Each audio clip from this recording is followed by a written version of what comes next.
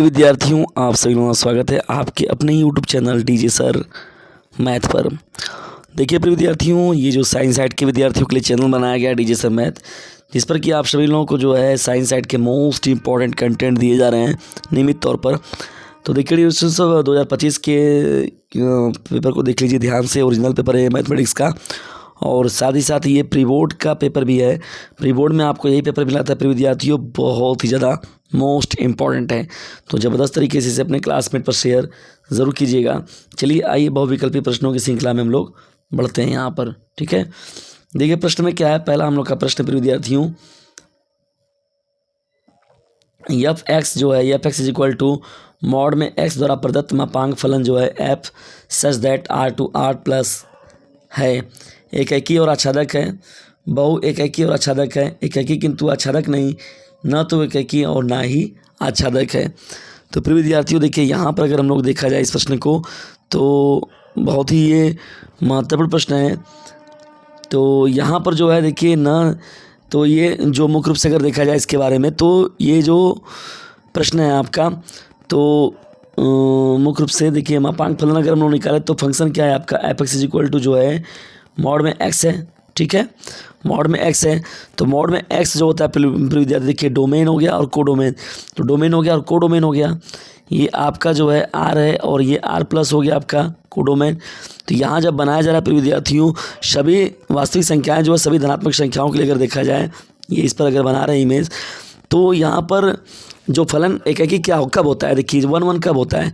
1 1 के लिए जो होता है, यदि डोमेन के प्रत्येक भिन्न तत्व जो होता है को डोमेन में एक भिन्न प्रतिबिंब रखता है। यानी अगर इसका एक रहेगा तो इसके एक से वो एक एक रखेंगे जब, ठीक है, तो तभी ये कहा जाएगा। ठीक है ना।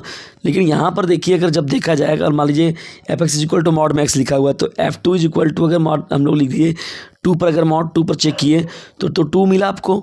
ठीक है, और एफ -2 पर भी देखा जाए तब भी ये क्या मिलेगा, मॉड में अगर -2 रहेगा तब भी ये 2 मिलेगा। तो इसका मतलब मॉड में अगर धनात्मक संख्या रहेगा या ऋणात्मक संख्या रहेगा तो वो धनात्मक ही हो जाएगा। तो लेकिन 2 और -2 तो इक्वल होगा नहीं।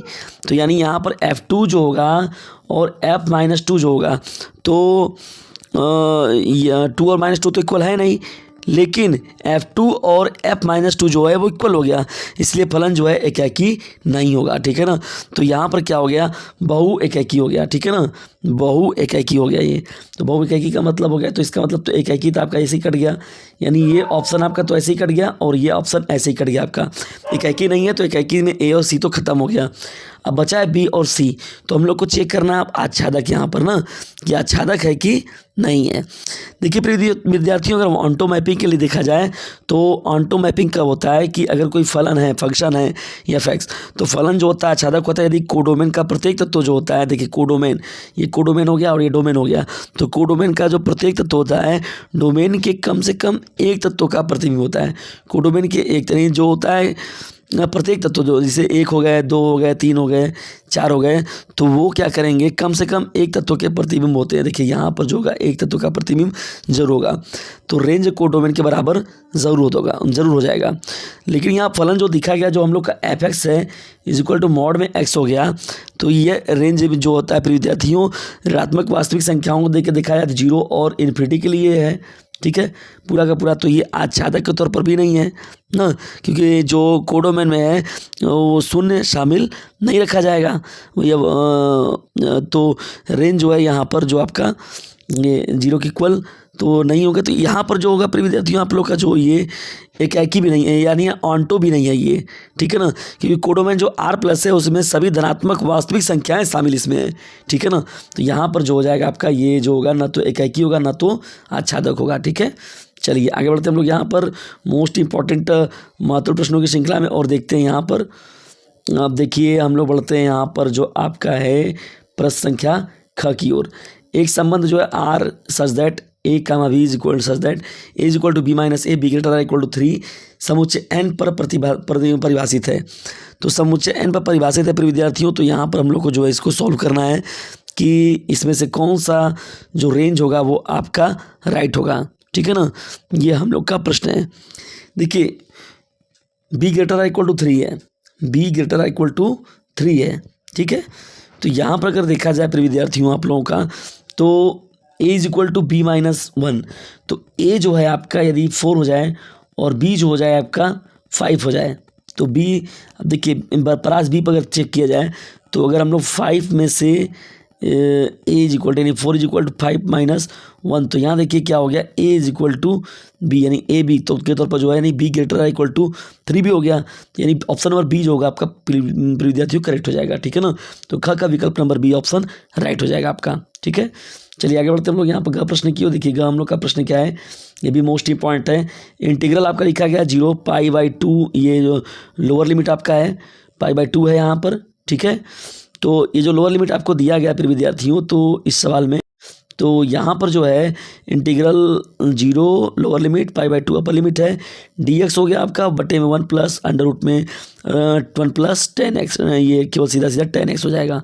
तो इसका मान क्या होगा, तो इसको हम लोग सॉल्व करने का प्रयास करें फिर विद्यार्थियों। तो देखिए यहाँ पर अगर हम लोग यहाँ पर क्या करें कि जो 10x है, तो इसको अगर हम लोग आई इज इक्वल टू, अगर हम लोग सपोज करें कि हम लोग की क्वेश्चन नंबर फर्स्ट हो गया। ठीक है, अब हम लोग क्वेश्चन नंबर सेकंड में अगर लाएंगे तो इंटीग्रल 0 to π/2 अगर लाएँ तो एक प्रॉपर्टी जो होता है dx अपॉन में रूट में 1 प्लस अंडर रूट में क्या होगा 10 π/2 माइनस एक्स ना, π/2 माइनस एक्स हो जाएगा।